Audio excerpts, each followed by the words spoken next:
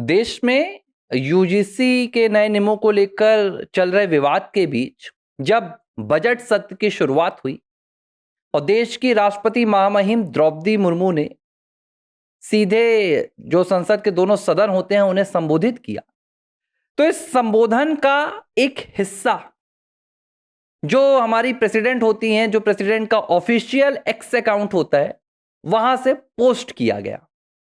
और इस हिस्से में जो लिखा था वो क्या था, ये पहले बताता हूं, और इसके बाद क्या हुआ ये आप देखेंगे, सुनेंगे, तो शायद कुछ पल के लिए आप भी सोचने पर मजबूर हो जाएं कि वाकई में देश में जो हो रहा है वो देश को मजबूत करने वाला है या देश को बिखेर कर रख देने वाला है। महामहिम राष्ट्रपति द्रौपदी मुर्मू ने कहा कि मेरी सरकार दलितों, पिछड़ों, वंचितों और जनजाति समाज के लिए या उनके प्रति संवेदनशील रही। जब यह ट्वीट द्रौपदी मुर्मू के अकाउंट से गया हमारी राष्ट्रपति के, तो जो एक्स की एक पूरी टेक्नोलॉजी है कि कुछ भी उसे ऐसा लगता है कि जो सही नहीं है तो अपनी तरफ से वो एक्स्ट्रा टेक्स्ट ऐड करता है, या कुछ फेक ट्वीट होता है या उसे लगता है कि ये समाज के लिए ठीक नहीं है। एक्स की ओर से, एलन मस्क के एक्स की ओर से इस ट्वीट पर सजेशन ऐड किया गया और जो सजेशन आया उसने हर किसी को हिलाकर रख दिया है। सजेशन ने कहा कि एक देश की राष्ट्रपति होने के नाते आपको सिर्फ कुछ वर्गों की बात नहीं करनी चाहिए, बल्कि आपको समाज के हर एक वर्ग की बात करनी चाहिए। यह ट्वीट आया और इस ट्वीट में साफ तौर पर क्या लिखा है मैं आपको पढ़ के भी सुनाता हूं। देखिए, इसमें एलन मस्क के एक्स ने लिखा है, as the president of India she is obligated to represent and serve all citizens, not just Dalits, backward classes and tribal communities। वैसे मैं इस बात का समर्थन नहीं करता हूं कि भारत के किसी निजी मामले में किसी विदेशी सॉफ्टवेयर या विदेशी सोशल मीडिया या विदेशी टेक्नोलॉजी को इंटरप्ट करना चाहिए, बीच में आना चाहिए। लेकिन यह बात जो एक्स ने कह दी है उसने भारत के भीतर इस वक्त चल रहे जातीय संघर्ष को उजागर कर दिया है। भाई, भारत की राष्ट्रपति हैं, जाहिर सी बात है उनके लिए तो सवर्ण भी उतना महत्वपूर्ण होना चाहिए जितना दलित, जितना पिछड़ा वर्ग, जितना वंचित, जितने दिव्यांग, जितनी महिला, जितने पुरुष।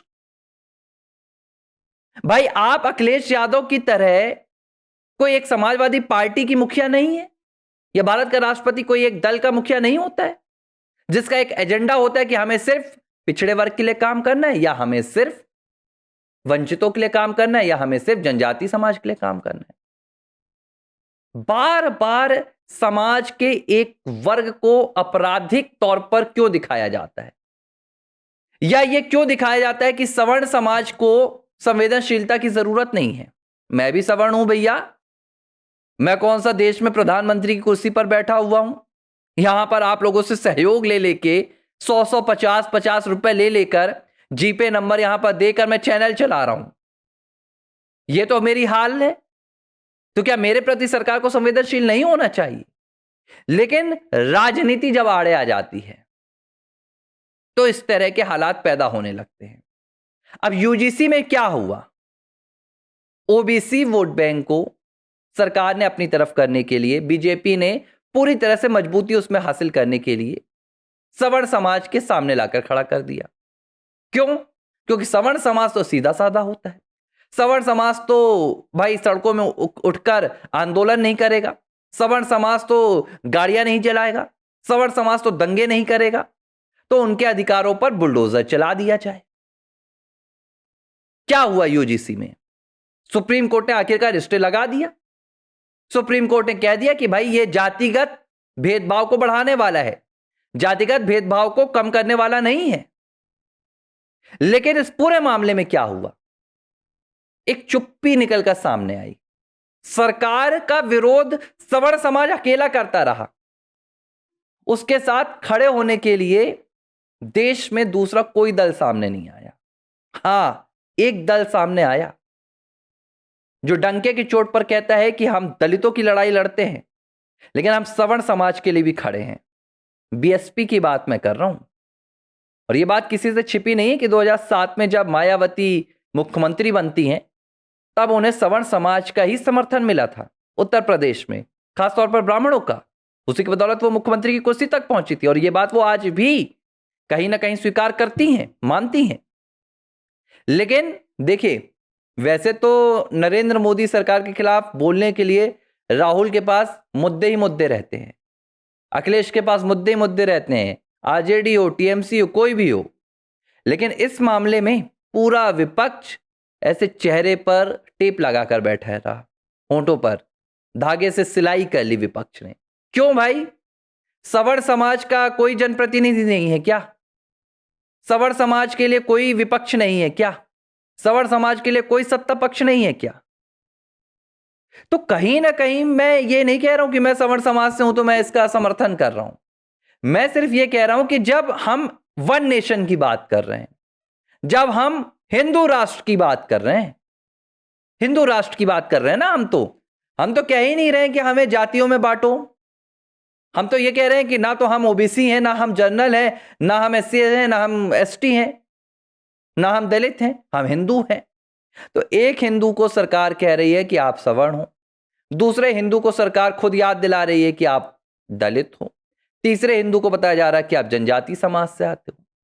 तो जब बंटवारा जातियों का करना है, जब नियम कायदे जातियों के लिहाज से बनाए जाने, ठीक है, एससी एसटी समाज को लेकर तो अब तक तमाम यहां पर प्रावधान है, उनके लिए तो सुरक्षा की दृष्टि से एससी एसटी अधिनियम भी बनाया गया है, ठीक है। ओबीसी को आरक्षण पहले से, उसका भी कभी किसी ने कोई विरोध नहीं किया, आरक्षण तक बातें ठीक है, लेकिन सुरक्षा पर समझौता क्यों? अब आपने यूजीसी में सीधे नियम ला दिया कि भैया ओबीसी समाज के खिलाफ, एससी एसटी समाज के खिलाफ भेदभाव करने वाले को सीधे तौर पर दंडात्मक कार्रवाई झेलनी होगी। तो आपने ये क्यों नहीं वहां प्रावधान बनाया कि सवर्ण समाज के खिलाफ भी? भाई क्या जेएनयू में नहीं लिखा गया था? सरकार क्या बोलूं मैं इस सरकार को, आंखों में क्या चश्मा पहन लिया क्या सरकार ने? वो वीडियो देखे ना जेएनयू के, जिसमें साफ तौर पर लिखा गया था कि जो ब्राह्मण बनिया है उन्हें देश छोड़ना पड़ेगा। तो क्या ब्राह्मण बनियों के खिलाफ जातिगत टिप्पणी नहीं हो रही है? सड़कों पर जब मनुवादी कहकर, ब्राह्मणवादी कहकर अपमान किया जाता है, तब टिप्पणी नहीं होती है। तो देखिए, आंखों में लगाया गया चश्मा वोट बैंक में इजाफा तो कर सकता है, लेकिन जिस संकल्प की बात को कहकर पूरे देश को एक करने का प्रयास किया जा रहा है, वो प्रयास फिर धुंधला नजर आता है।